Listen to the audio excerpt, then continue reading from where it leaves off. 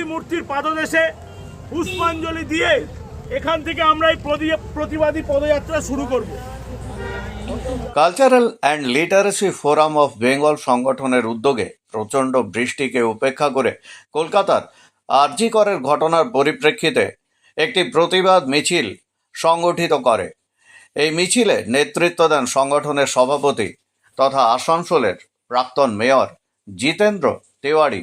অরাজনৈতিকভাবে এই মিছিল আসানসোল কোর্টের গান্ধী মূর্তির পাদদেশ থেকে রবীন্দ্র ভবন পর্যন্ত আসে এবং তারপর রবীন্দ্র ভবনের সামনে একটি ছোট পথসভায় গান কবিতার মাধ্যমে প্রতিবাদ জানানো হয়। আসানসোলের কয়েকশো শুভবুদ্ধি সম্পন্ন মানুষ ও বুদ্ধিজীবীরা এই মিছিলে অংশ নেন।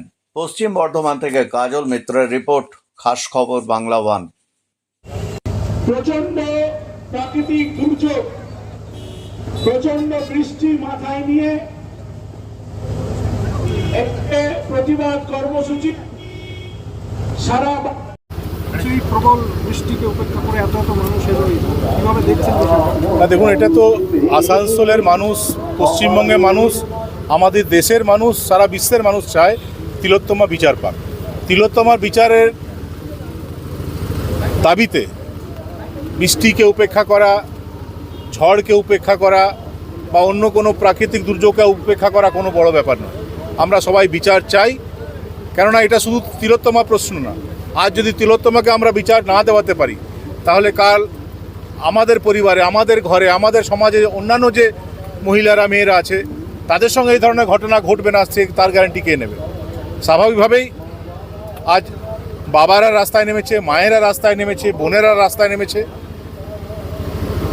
সারা বাংলা রাস্তায় নেমেছে। এটা cultural and literary forum of Bengal. ইতিমধ্যেই আমরা কলকাতাতেও একটা রানুছায়া মঞ্চে এই ধরনের প্রতিবাদ করেছি।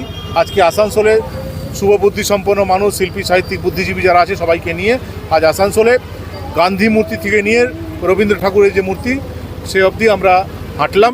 প্রাকৃতিক দুর্যোগের কারণ উপেক্ষা করে প্রচুর মানুষ আজ এসছেন এবং যারা এসছেন তারা একটু গান টান করবেন, প্রতিবাদী গান করবেন, আবৃত্তি করবেন, তারপর আমরা আমাদের অনুষ্ঠানকে শেষ করব।